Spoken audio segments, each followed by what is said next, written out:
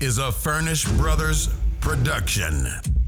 Ladies and gentlemen, welcome to the Talkin' Buds podcast. It is the Talkin' Buds podcast. It's the Talkin' Buds podcast, folks. Talkin' Buds podcast. Season 2 Talkin' Buds podcast. Let's go. All he's got to do is get in the weight room, and oh, baby, he'll be a good pro in no time. Good pro. Stinks.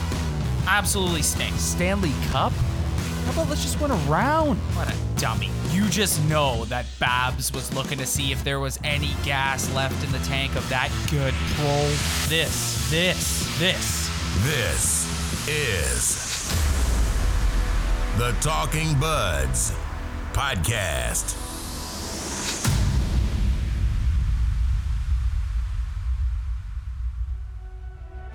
And now, here's your host, Rob and Ryan.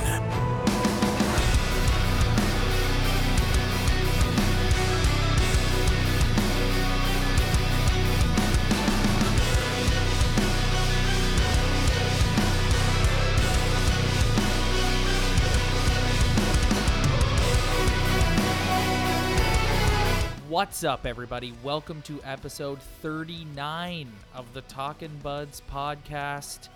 Ryan, we're recording this episode a little later than we normally do, a little later in the week, that is.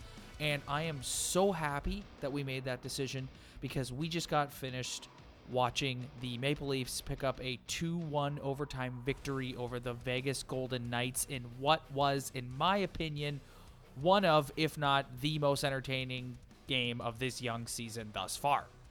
Oh yeah, and they beat a good hockey team too, and that's what we've been talking about. And anytime you can put up an entertaining, low-scoring, great goaltending performance against a good hockey team in this league, I'm all about it. So we're going to review that game. We're going to run the whole thing down, but let's just do a quick week in review. Since we last spoke, Ryan, last Saturday night on Hockey Night in Canada, the Leafs defeated the Philadelphia Flyers in an 11-round shootout in a game that they were not very good in, and Freddie Anderson essentially got them through overtime and through the shootout to pick up the W. Earlier this week, they played the LA Kings in what was, in my opinion, one of the most boring hockey games I've ever watched in my life. Oh, it was a Mike Babcock special. Well, he said as much after the game. He said, some of you might have thought the game was boring. He goes, well, I thought it was beautiful. Yeah, because they, you know what, the thing I'll give them is they didn't give out the normal amount of shots that they usually do, but you are playing one of the worst hockey teams in the NHL, so. And they sleptwalked through 50 minutes of the game, and then towards the end, Nylander and Matthews were like, all right, let's score here and wrap this baby up. Yep, but Babcock they got it done. They got it done. I'll give them that. They got it done. Yeah. You can't complain too much about wins. No, not for this hockey team right now. Babcock has been full of beans this week. Did you see his Italian sausage quote from earlier today? Yeah. He loves repping the Toronto teams, eh? Yeah. He's begging for a championship game. All these other teams around him, championship here, championship there. He's begging for it. He totally does that on purpose. Like, he totally does, like, starts his presser off like that to sort of like get everybody, because the whole through the season, the whole vibe around this team has been really like tense and stressful, and why aren't they good enough? And so he just comes out and he goes, you guys ever had the Italian sausage at the TFC game? It's unbelievable. Yeah, it was a classic. Unbelievable. Before we get into the Vegas game, give me your thoughts on the Drew Doughty situation from earlier this week. We don't need to dive. It's old news now. We don't need to dive too much into it, but what are your thoughts on Drew Doughty's comments ahead of the game against the Kings earlier this week? Well, I guess it's a new trend that people are just hopping in and saying what the fan base thinks about this hockey team. I think when Ovi said it, it had a little more impact because it's like Ovi doesn't really say much in the way of that, and he's like, when he does say something like that, it's really impactful. But Drew Doughty has a history of running his mouth every single time he comes here. Every single time any Canadian media, multiple microphones in his face, he feels the need to just spew out his opinion. And it's like, Drew, buddy, your team sucks right now. And he got in hot water with that Vancouver comment earlier in the year where a team like that shouldn't beat a team like us. And it's like, buddy, your team's dead last. Dead last. But it's got to be a wake-up call for the Leafs, though. Like, if other team, like, it's kind of like the New England Patriots chip on your shoulder type of thing. That's how they should use guys coming in and saying stuff like that. Like, pull the New England Patriots and just have that chip on your shoulder and use it to, like, motivate you as the underdogs. You know, no one believes in us. That's the only thing you can take out of all this if you're a player on that team. Well, he came out the next day. So he said that the day before the game, and then he came out the very next day and accused the media of saying that, like, he wasn't talking about the Leafs. His comments were taken out of context. And yeah, and that the Toronto media sort of took what they wanted from his quote and made it about the Leafs. Yeah, that may be true, but dude, like, you have a history of running your mouth, man. Like, no one's gonna believe you. You're so easy to take out of context because the amount of crap you've talked over the couple years that you show up here. He's always got something to say, and he's always the first guy, I bet, that media strolls on over to because you know you're going to get a quote out of the guy.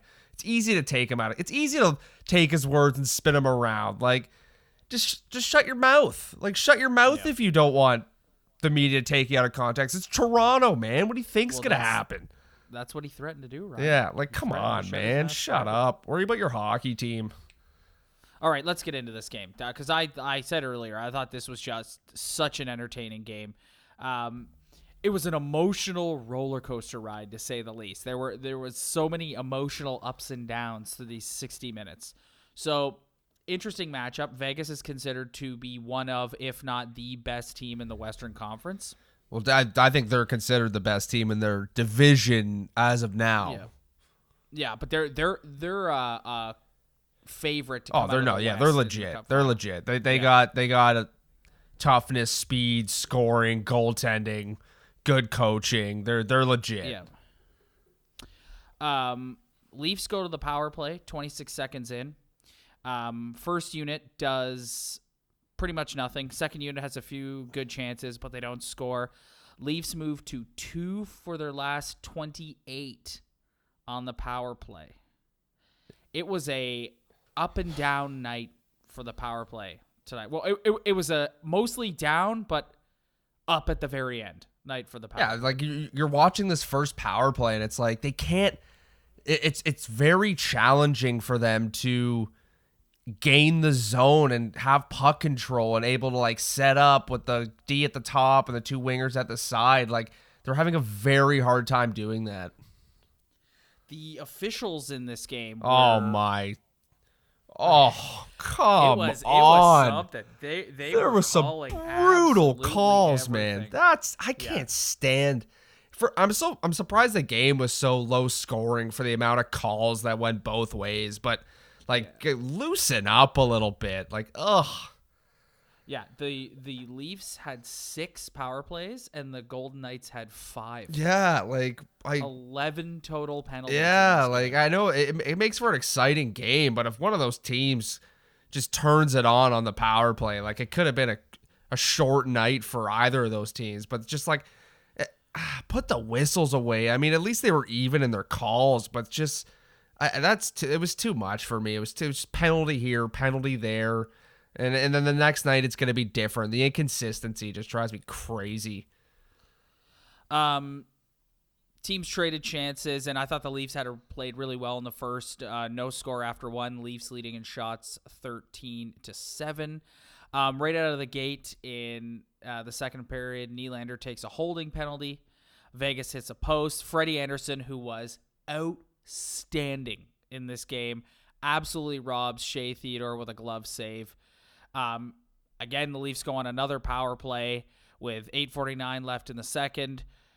Don't score again, and now go for, and it moves to 2 for its last 30. The fans booed the power play at the end of this one, right? Yeah, it's frustrating. It's frustrating. There's no other way to explain it. It's just plain frustrating. The Leafs did not get a shot for the first 15 minutes of the second period. Yeah, lovely. Great. Yeah. Woo! Towards the end of the second, 3:48 left, they get another power play, don't score, 2 for 31. Yeah, I know. 2 for 31. I know, and it's like, man, like, is it bad luck at this point? Or, like, I'm just sitting here analyzing the entire power play. It's like, man, these guys can't get a break, but at the same time, it's like, what are they doing wrong? They're totally in their head. Yeah, it's just the process of getting in the zone, man. Like, it's just, it's painful to watch, man. They're so predictable. Yeah. So, third period, Max Pacioretty is set up beautifully by Cody Ceci. Oh, yeah. The only guy who could beat Freddie tonight was Cody Ceci. I don't want to get into Cody Ceci right now because, spoiler alert, he's going to come up later in the show. But anyways, Vegas goes up 1-0 because Cody Ceci just cannot handle the puck in front of his own net, puts it right on Pacioretty's stick. And there you go. Yeah. So, Leafs again have a few more power plays. Nothing is... I don't even know what to say about it at this point, right? Yeah. Oh man, it's like they got to 2. They were at this point they were 0 for 5, 2 for 30, 2 for their last 32. Excuse me, 0 for 5 on the night. Yeah, and it's like, come on, like this is you could have put this game. That's how you put teams away in this league. Is finally figuring it out, and it was just like, oh my, what are we doing?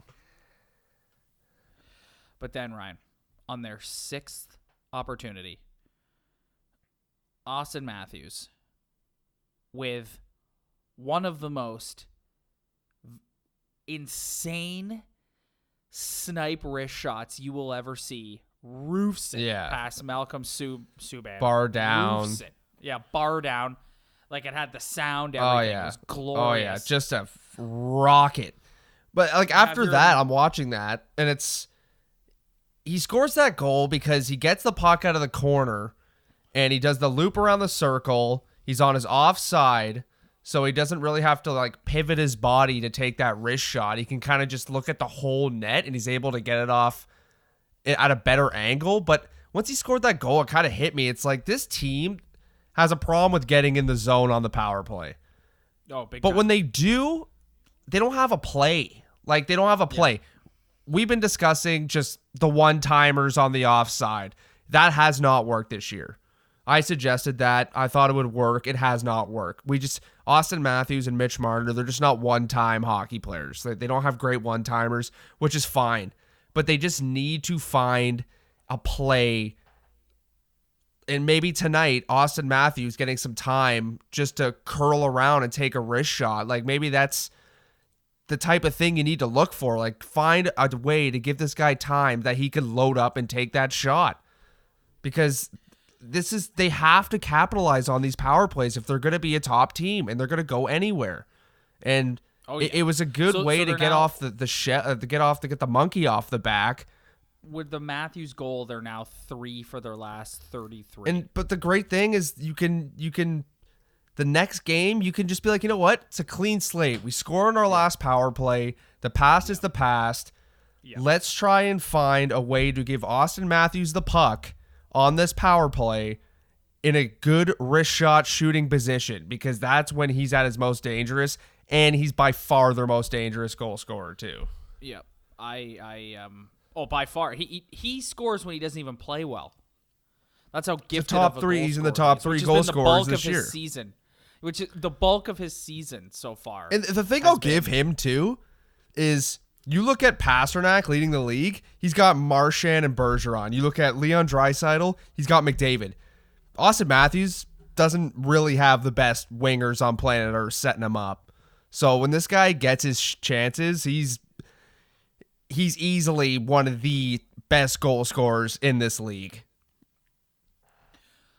The two teams trade scoring chances back and forth for the next few minutes, and then with 1:21 left, the Leafs get called for too many men on the ice. So Vegas goes to the power play, and with seconds left, Freddie Anderson makes a spectacular pad save on Marchessault that sends it to overtime. And Ryan, in overtime, right off the back, he makes another epic save. He got first star of the game tonight, and that was well deserved. Yeah, he was GOAT Freddie tonight. Oh yeah, and GOAT like stuff. GOAT stuff, Freddie. Yeah, the whole Freddie Anderson isn't himself is over. He's been on all three of their wins this past week. He's been fantastic in all three games. I heard the stat on the broadcast that I think after tonight, ever since that Tampa game where it was a bit of a debacle, he's 7-0-2 since then. Yeah, like that's pretty damn good. He's back. He's back, baby. That's how you respond. Yeah. Right after, Leafs get a 2-on-1. Marner sets up Captain Johnny, gets the OT winner. You texted me right after. You said huge goal for Johnny. Yeah, he needed that one, man. Yeah, he needed really that one badly. Yep. Yeah, really stoked for him. Yeah, I'm not 2-on-1. I'm looking at Marner. I'm watching it, and I'm like, dude, you have the most wide open lane to take this shot. Most wide open lane, but how Mitch is it to somehow get that pass over when he has time to Johnny? And man, that was a big goal for that guy. He needed that so badly, and it was a big game, big goal in overtime, beating a good team on home ice, capping off a big win. They're on a 3-game winning streak. It was the perfect moment for him to score that goal. So to your point earlier about the power play, when you said, who cares that it's 3 for 33? Let's just wipe the slate clean. I think they should do that just in general tonight. Like were there things about this game that were frustrating? Yes. They didn't get a shot for 15 minutes in the second. They went 1 for 6 on the power play. But you know what? We've been on here the last 2 weeks, last week in particular, and we talked about how they've really struggled against good teams. And tonight they hung in there and beat a good team. And this is where you build off this. I don't want to dwell on the negative aspects of this game. I really don't. I thought they hung in there tonight and they played well. That's as proud of them. This is as good as I felt after a game all year. Yeah, I think it was a great game, man. And you're right. You can take, if you go look at the standings, no one's running away. The Bruins are ahead, but if you look at the Sabres, you look at the Panthers, the Lightning, the Canadians, no one's running away with this division. You have the ability, after winning 3 games in a row, to just kind of wipe the slate clean and be like, our season starts right now. It starts right now. We got our goalie back. We got Wayne Gretzky coming back on Saturday, Zach Hyman. And oh yeah, he's like, dude, you would think Gretzky is donning the jersey for the Leafs on Saturday. All you gotta do is ask the head coach. Oh yeah, but the chatter, man, the chatter on this guy. It's like, is Lemieux coming? Is Lindros at his prime showing up? Because judging by the way people are speaking about Zach Hyman, man, you would think he's a legend. Well, here's the one thing about Hyman being injured, Ryan, is it has really highlighted his importance to this team. Yeah, oh yeah. Dude, I agree 100%. Yeah, I'm not chirping Zach Hyman when I say that. I'm just kind of taking a poke at the Toronto media, just hyping this up like nothing I've ever seen.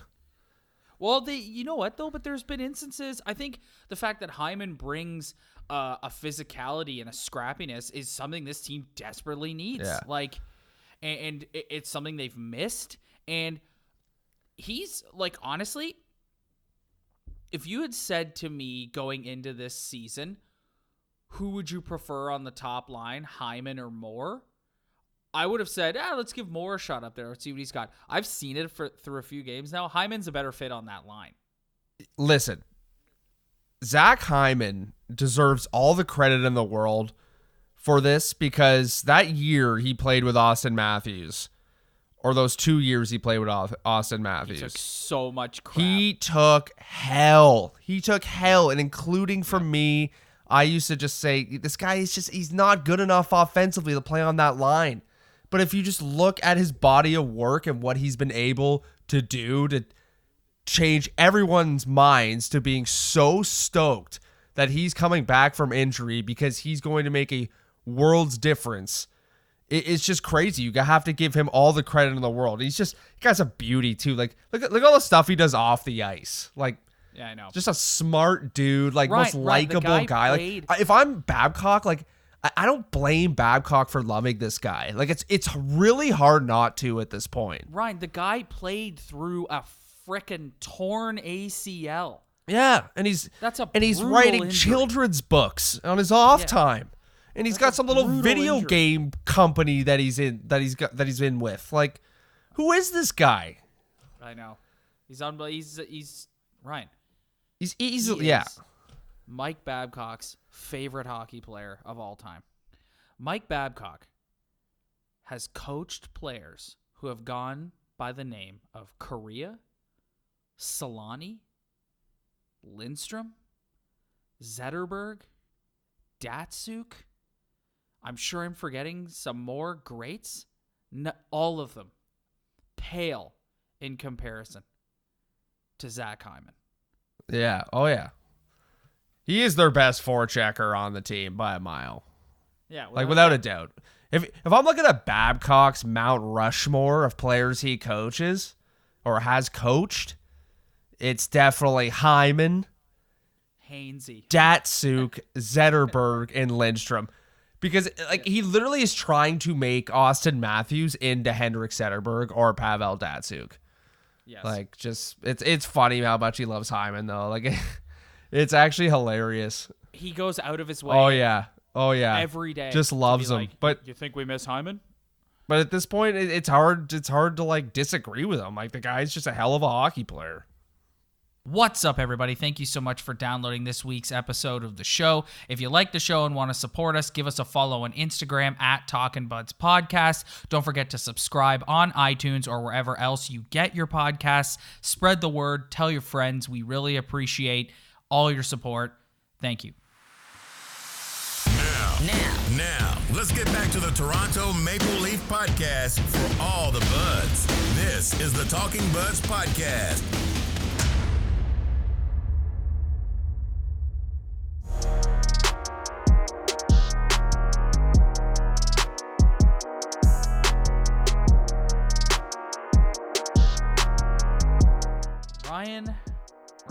Ryan.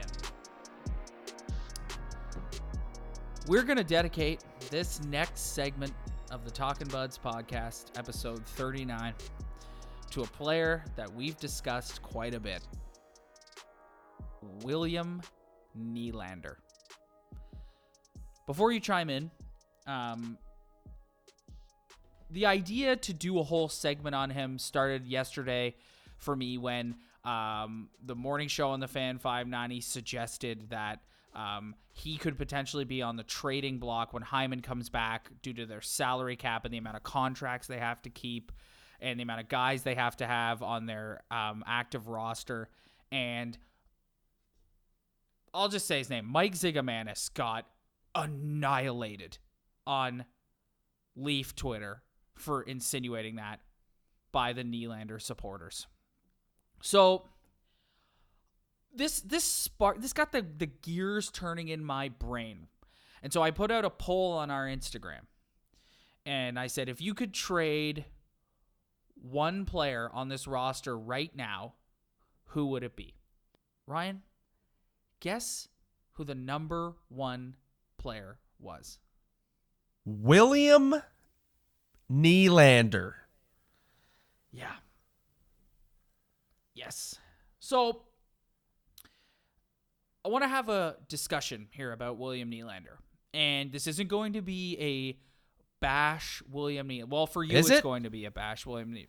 So listen, I then posted on Instagram asking people for their feedback on one William Nylander, and we got a ton of engagement. I'm going to read some of the comments on Instagram, and a lot of people take your side on this one, Ryan. Not that I have a side, but for the sake of the segment, I'm going to play devil's advocate, okay? Before we get started here, I just want to say I don't dislike William Nylander, okay?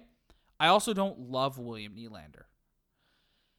He's a nice hockey player. He is overpaid, in my opinion. He has lots of offensive upside. The thing that makes him frustrating is if he's not contributing offensively, he's not doing anything else. He's extremely one-dimensional. I'm not opposed to down the road making a deal to trade William Nylander. But I am of the mindset of he does have a lot of offensive upside. So you better make sure you're getting something good back for him. So let's get into it. I said, tell me why you like him, why you don't like him. Here's some of the comments. And apologies to anyone if I get your name wrong. This is the first time we've ever done this, so apologies. Radradev says, if there were such a thing as a war in hockey, he's a win more type of player. Meaning, if we are up 5-1, he will score the 6th goal. Or inversely, if we are down 5-1 with 2 minutes left to play, he will make it 5-2. But how many game winners does he have? How many goals with 5 minutes remaining in a 2-1 game when we are trailing does he have? So trade him for a solid defenseman. Raj, I got one thing to say to you, buddy. One thing to say to you.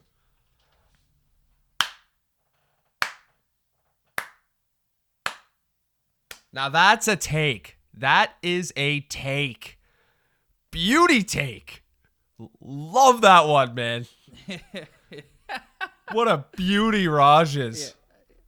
Owen J. Perry says, honestly, it's not that I don't like him. I do very much like him. He has skill and he works very well with Matthews. My problem is with players like Marner, Tavares, and Matthews. We already have so much skill on this team, and all of their contracts, including his, are screwing our salary cap up. Plus, they could get a fairly good trade for him, maybe go for a D-man along with someone who can bring some toughness to this team. What our team needs is balance, and I'm sure trading him could provide us with that balance. Yeah, it's a good take. It's a decent take, and it's something we've been saying for 2 years or a year and a half, however long we've been doing this podcast.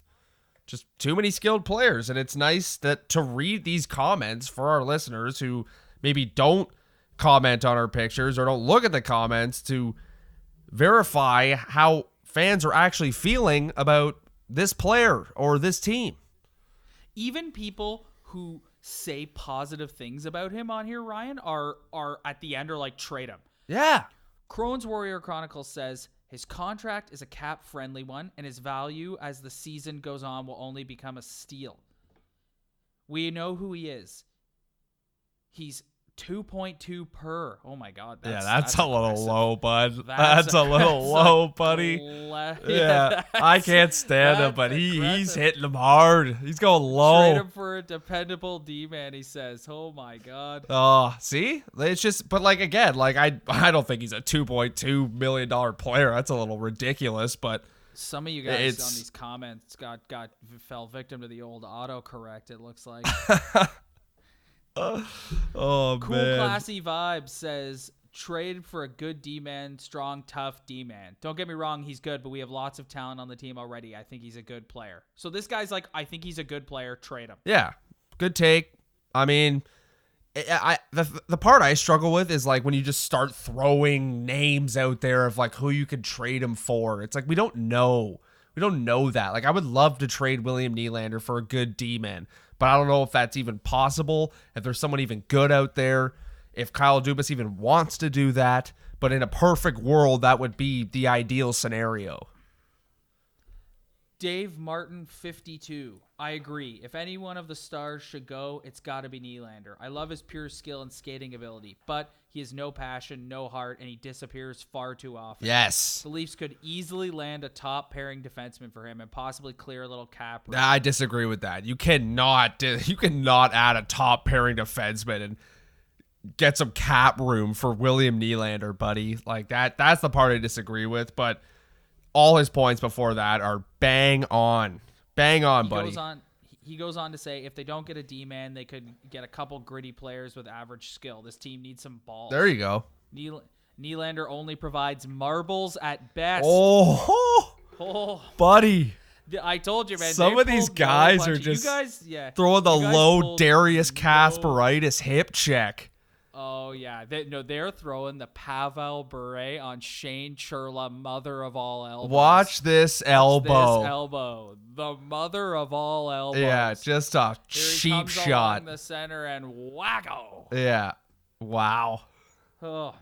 Wow. Year of the Leafs writes, I think Willie turned a lot of fans off with his holdout last year, and then when he finally returned, the expectations exceeded the results. We've seen flashes of greatness, but when you look around the league at other $7 million a year players, that's probably the thing most concerning, as he has yet to make an impact for a player being paid that much dough. Personally, I'm a fan. I can just see why Leaf fans may be frustrated. Wow, what a rational human being. Rational take. You know what? I just want to applaud these human beings who engage in our posts, who are willing to write as many words in a comment as some of these people are. Oh, yeah. Just full-on paragraphs. Makes me look stupid. I comment on something, or like a sentence. These guys are writing us a novel for how they feel about this guy. Your buddy Eric Starcevic writes, the guy is softer than baby. Sorry, Eric, we don't swear on the show. We have kids that listen to this show. Guy is softer than baby, you know what? He's a perimeter player who is afraid to get hit even by the smallest players. Willie is built for European hockey where there is minimal body contact. The Leafs need a guy on the top two lines to be able to play the same role night in and night out. They need a guy who is more like Trevor Moore with work ethic and speed. Also a guy who's willing to go in the corners and win it loose battles. Yeah, that one got away from him a bit there. Yeah. At least someone who can commit to working for the team and not their own stats. So I like Eric Starcevic comes in with a rational comment. Yeah, well, the thing about the autocorrect just gets people on this. Yeah, well, the thing about Eric Starcevic, I know him personally, and I played hockey with him as a kid. That guy was not soft. I'll tell you that. So him commenting on other players being soft, I will allow that because I've seen that kid murder some individuals in the middle of the ice. So good take. Good take, buddy. Natalie writes, I'm the biggest Leaf fan ever. Never disliked a player more than I dislike him. I would love to see him traded. Woo! And 7 minutes ago, Lalonde 94, one word, floater. Thank you. Too good to. You know what? I actually love all those takes, man. Apologies if I butchered anyone's name. Whatever. They're gonna. It's Instagram, man. No one's gonna take it personally. These handles can get a little confusing sometimes. So I want to go to the other side of this, Ryan, because if you go on Leaf Twitter, and I know you stay off Leaf Twitter, I'm trying to stay off Leaf Twitter a little more. Leaf Twitter is absolutely exhausting. It's dumb. It's a full-time job. It's like I want to know, so these guys who have these Leaf accounts, like, do you have jobs? Like, what do you do? Like, they're literally, they tweet all day long. It's insane. Yeah, it's just a vicious circle. Viciously. Oh yeah, I saw people tonight comparing people who I saw a tweet tonight, Ryan, where someone compared the Nylander haters to Trump supporters. That it's just ridiculous, unwarranted hate, and there's no reason for it. I get. We do a podcast. That's how vicious this is getting. That's how vicious this is. We do a podcast based around this hockey team, but if you're at home on Twitter taking this that seriously, whoo, are you good? Are you good, buddy? Like, whoa, chill, guy. Right. Trump supporters. So for the, what a weirdo. So for the sake of the segment, I want you to go to give your thoughts on William Nylander right now, and I will play devil's advocate on certain points, just to counteract, so we don't just sit here agreeing, because that's boring. Okay. Here's a couple. My main problem with William Nylander, and there's no way you can disagree with this, is just he's one of the softest hockey players around. He's not a good forechecker. He's a horrible forechecker. And what I want to do in the future is just pause my television whenever he goes into a forechecking situation or a one-on-one battle situation and just freeze it and go back and just record it and be like, this is what I'm talking about. The one-on-one battles, the effort, the finishing your checks on the forecheck are just non-existent, man. They're non-existent. It's brutal. It's horrible. It's bad to watch. Do you think he's miscast? Like, do you think that he's like, that's not his game? I don't care. You're a big boy, man. Like, you can finish a check. I get it's not your game. You're a skilled guy, but that leads me to my next point. How skilled is he really? How skilled is he really? Like, honestly, his career high is 61 points. He's done it twice in his career. And last year he was brutal. And this year he has 11 points in 17 games. Like, is he really that offensively talented? He's not Mitch Marner. Are you not even a little bit concerned that you would trade him away and he would flourish somewhere else? No. Not at all. Okay, cool. Ghosts, like, I saw someone comment on a Facebook post too. Like, I know we kind of focus on Instagram more, but there was one guy posted on our Facebook who was like, well, I'll trade him and watch him score 40 goals somewhere else. And it's like, okay, cool. Like, that guy, I can almost guarantee you, this guy's not scoring 40 goals anywhere else. Like, unless he goes and plays wing with McDavid or Crosby or somehow hops on the Bergeron line. Like, this guy's not scoring 40 goals anywhere else. He doesn't work hard enough. Look at David Pastrnak. Guy works hard, man. Yeah, he's not a great forechecker either, but you've watched the Bruins play.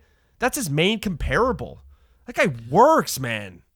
The thing that I find most interesting, and the enlightening thing to me about getting the feedback on Instagram and listening to you talk, and is a lot of the people who dislike Nylander are like older.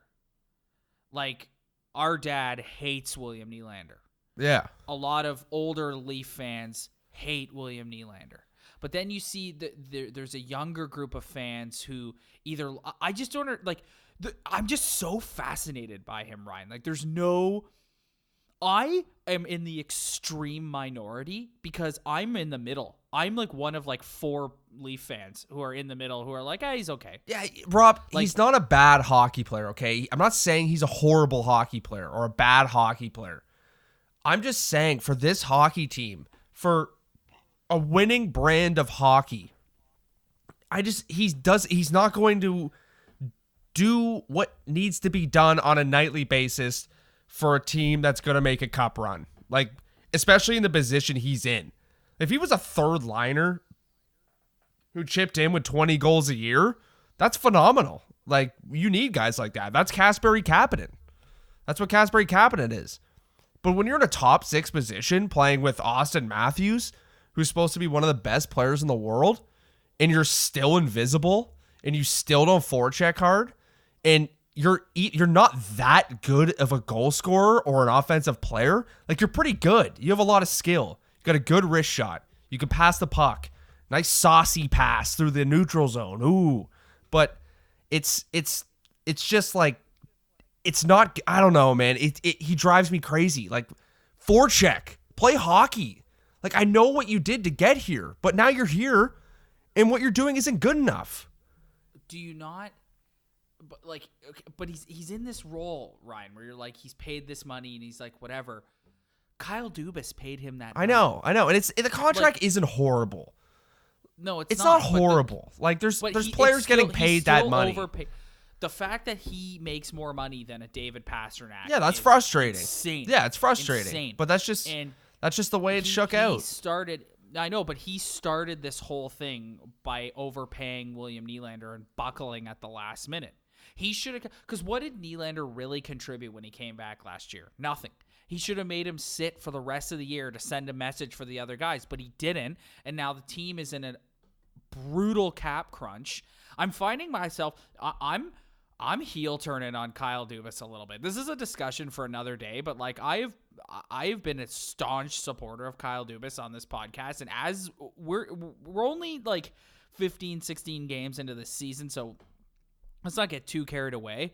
But I'm turning a little bit on Kyle Dubas. Like Kyle Dubas is going to come up again when we get to Bum and Beauty. But like anyways, for me it's just I don't think Nylander is going to get traded. The only way Nylander is going to get traded is if they don't make the playoffs or if they have another disappointing end to the season. Two things are for certain. Babcock will get fired, and they'll look to make moves, and Nylander is the only guy you can move because he has the most tradable contract. Exactly. Yeah. Exactly. And you know what? Like, okay, he goes to he goes to the St. Louis Blues, okay? Like, they already have Tarasenko, who's kind of in the same mold, but a way better goal scorer than William Nylander, in my opinion. If you put him on a team that's already tough, just to add, like, another skill piece, I feel like he would succeed a little bit better. But him being in the mix, a skilled player amongst a million skilled players on this team, he's just, you start to notice the things that need to be done on this hockey team, like better forechecking, tougher on pucks. And it's just, I think you're right. I think the thing that makes him so polarizing is Willie picks and chooses his spots to go after the puck and go in the corner, and it's very obvious. So even you're not the most seasoned hockey fan notices this guy's kind of floating around out there. Yeah. And that's why I think there's no, like, excuse me. Tonight, Dangle talked about it before the game started. There's no, like, oh, it's William Nylander. It's either I love William Nylander or I hate William Nylander. It's crazy, man. I never, in all the years I've been watching the Maple Leafs, I never remember a player who brings this reaction out of the fan base. This fan base is split right down the middle of when it comes to William Nylander. It's crazy. He needs to go play in Carolina is what you're saying. What you're saying is William Nylander needs a one-way ticket to Arizona or Carolina. Yeah. That's where he'll fit in best. The Florida Panthers. Yeah, the Florida Panthers, something like stick that. this guy in a non-hockey market. Put him on the Tampa Bay Lightning. I know they're a skilled hockey team, but like even a team like that, like I just feel like him in this market, everyone's always going to go after the one guy, okay? And he's the guy right now. He's the guy because it's obvious how much he floats, but he's also a good goal scorer. So that's why he's also got a lot of skill and he's got a lot of upside, which is why people love him. But he's a floater, which is why people hate him. So in Toronto, history tells you that we're going to go after someone, and he's the guy. He's in the crosshairs. Somebody else is making his way into the crosshairs, and we're going to talk about him right now in Bum and Beauty. Hit the music.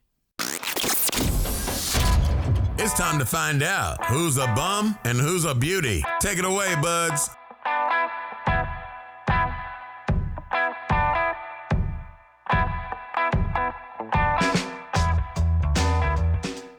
That's right, Bum and Beauty. Ryan, let's get the beauties of the week out of the way. I will go first since I know who you're going to pick. I'm going to go with Travis Dermott. I think he has looked excellent since he's come back.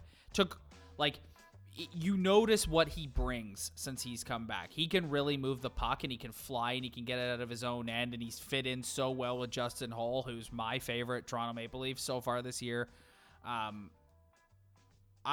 He needs to get up into the top floor. I'm hesitant to go any further because my Next point I want to make is how Dermott needs to be in the top 4, which means he'd be taking a certain somebody's spot, and I'm going to wait until bum of the week before I go there.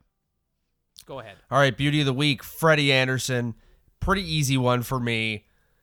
He's just been lights out, and for this team to be a playoff team, a Stanley Cup contender, have any chance to win, he needs to play like he's playing right now. I know he's way out of his mind. Like tonight, he was way out of his mind. Way out of his mind. But if he can just play anywhere near how he's playing right now, going into the playoffs, in a playoff series, that's how they're going to do it. That's how they're going to win a series. He can steal him a series. But we know Freddie, he's going to have a couple stinkers, that's for sure. But it's nice seeing him back to the 38, 39, 40 shot save performance that he put on and he has been putting on for the past couple of games. So Freddie is my beauty of the week. Bum of the week, you go first. Bum of the week, Tyson Barrie. Underwhelming. Underwhelming. That is the only word I can describe Tyson Barrie's season. Like, this is a guy who's was my bum of the week last week. Dude, how could he not be? Well, I'm calling him out on bum of the week this week. What's going on with him? I don't know. If you listen to Greg Millen, he's still settling in. I don't know what that means, but he's still settling in. I don't know. Maybe this system doesn't work for him. Or maybe it's still kind of early in the season for him. I don't know. But for a guy who's gotten over 50 points a couple times in his career, and I'm going after him too because how many times did we go after Jake Gardiner? And this is the Jake Gardiner replacement. And so far, it's kind of the same thing, but less points. So it's like, I have to call him out. I haven't really said anything negative about him this year, but at this point, what he's done, he's like 5 assists in 17 games, and he's like a -5 or a -6. And it's like, that's underwhelming for a top 4 guy. It's not good. It's not great. And a guy going into a contract year, not good. Knee-jerk reaction take on him is you're just going to let him walk at the end of the year at this point. 100%. Like, he's going to get better, but yeah. I'm more worried about him and his UFA contract. It's like, this is supposed to be his big $7 million prove I'm worth that money year. And it's like, you've been mildly disappearing act this year, bud.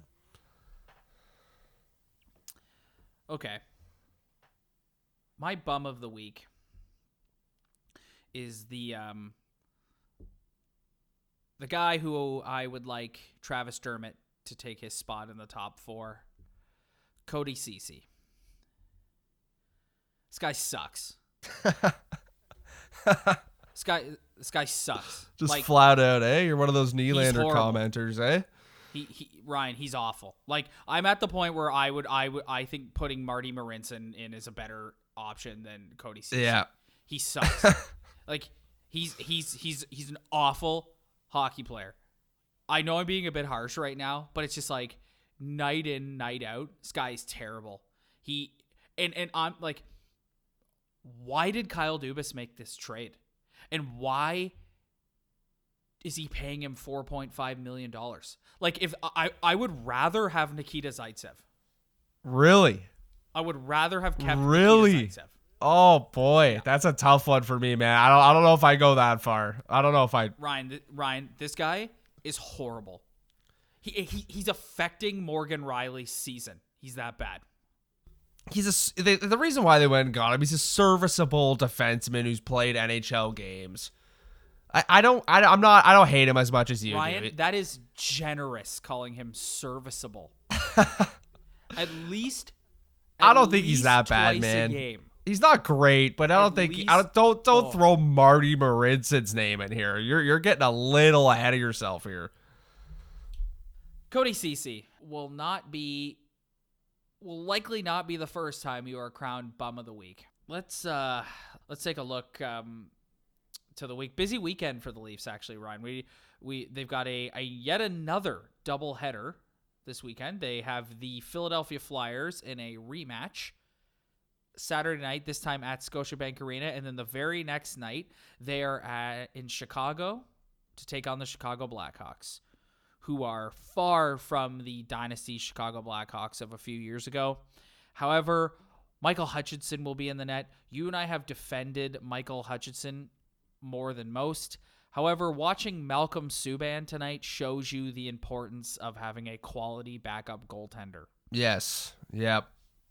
He's got to he's got to come out with a big game, man. Like the Leafs are going to give up a lot of shots. He's going to have a tough game, but he's going to have to come up with some big saves. He's got to prove it now. Like I don't know who else they can go get if they decide to not play him anymore, but it's time for a big boy win for Mikey Hutch. And then after that, next Wednesday, Ryan, we will be doing episode 40 after this, undoubtedly. The Maple Leafs will be in Long Island to take on the red-hot New York Islanders in Long Island. So we're going to see what the crowd is like for Captain Johnny at that one. I think Islanders fans got to be over it at this point, man. They're having an unreal year. They had a good year last year. I think they're pretty over it by now. They're a pretty good damn team with a pretty good coach and some good goaltending, and I think they should be over it by now. If they're not, then we're in for an entertaining game. And when Johnny's getting booed, that's when I turn off like my criticizing or take off my criticism hat, and I just turn into full Leaf fan whenever I see them boo Johnny. So those games, that game last year was just immensely emotional, and I was so into it. So I'm looking forward to it. And with that, we will see you guys next Wednesday for episode 40. Thank you very much for downloading, and thank you for your Instagram feedback. We're going to keep that going. We'll see you next week.